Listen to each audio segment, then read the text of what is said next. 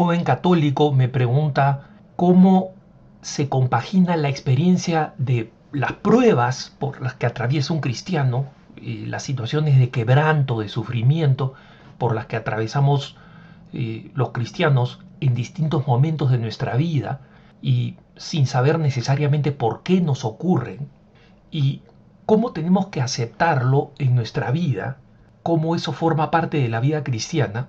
Pero su pregunta principal era sobre qué cosa pasa si es que el quebranto que Dios tiene preparado para mí es un quebranto que no puedo sobrellevar. Y este es un temor legítimo que existe en muchos cristianos, de que incluso lleva a que muchos digan: yo por eso prefiero tener a Dios un poco distante, ¿no? Porque si me hago muy amigo de Él, es probable que me pida más de lo que yo puedo dar. Y esta visión es relativamente común, pero muy peligrosa espiritualmente y además injustificada, porque ignora la característica fundamental del plan de Dios, que es que Dios quiere siempre nuestra realización. Que esa realización se tenga que producir por caminos que pasan por el sufrimiento, por las pruebas y por el quebranto, sí, pero lo más importante es que no nos dejemos llevar por el temor de no poder resistir las pruebas, porque Dios jamás va a pedir nada que el cristiano no pueda sobrellevar.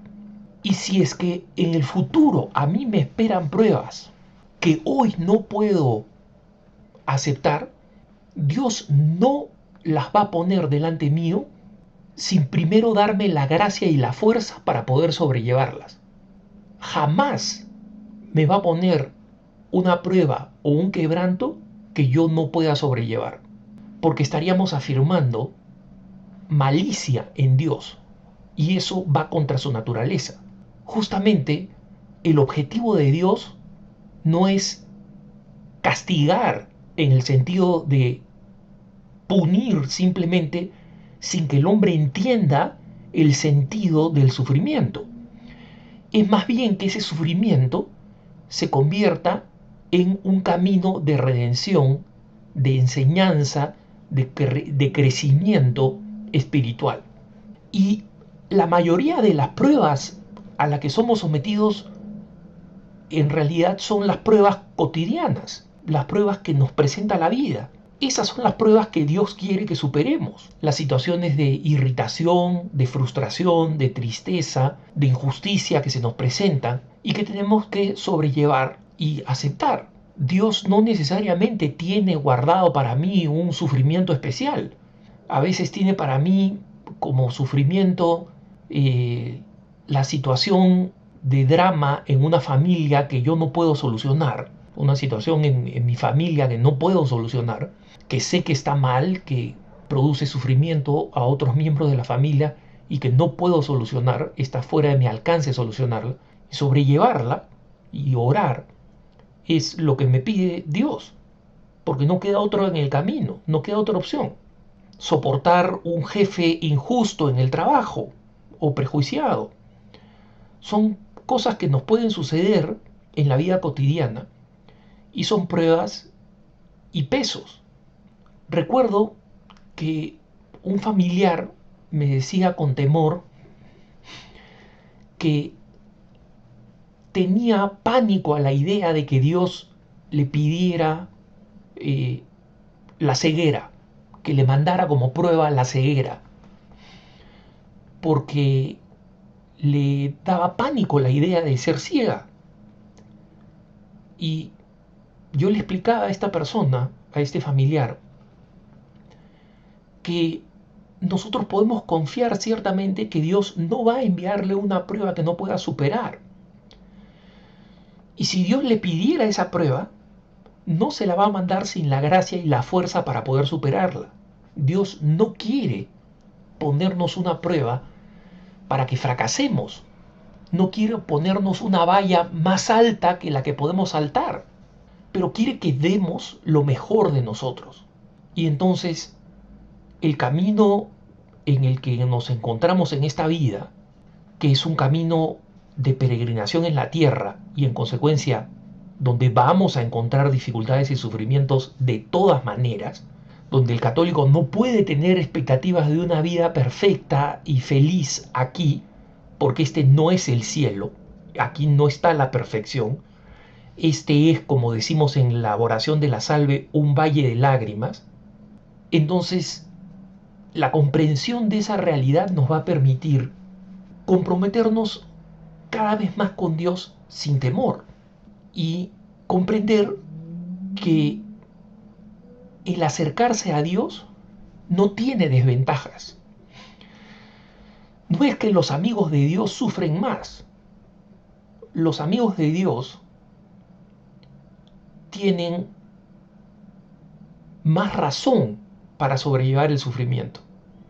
Hace poco volvía a revisar la biografía del padre Pío de Pietrelcina y los enormes sufrimientos por los que pasó a lo largo de su vida, sus combates con el demonio, y cuando yo veo esa vida digo, no hay manera de que yo con mis fuerzas hoy en día pudiera vivir una vida como la de San Pío, con esos enormes sufrimientos físicos y sufrimientos espirituales, con el acoso del demonio.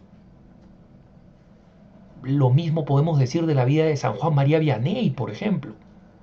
Estas experiencias de acoso del demonio son entre las que a mí personalmente me producen más temor.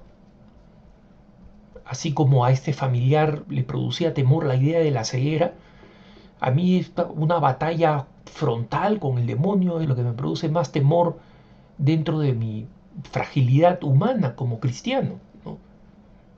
Y sin embargo, comprendo que si Dios me pidiera a mí algo así como la vida de San Juan María Vianney, de Santa Gema Galgani, sus batallas con el demonio, o de San Pío de Pietrelcina, me daría las fuerzas para combatirlo. Y cuento con ello. Y en consecuencia, no temo tratar con todas mis limitaciones de avanzar en la vida cristiana, porque no temo que Jesús me vaya a poner una prueba más grande de la que pueda yo manejar. Entonces, no hay que acercarse con temor al Señor. No hay que acercarse con temor. El temor santo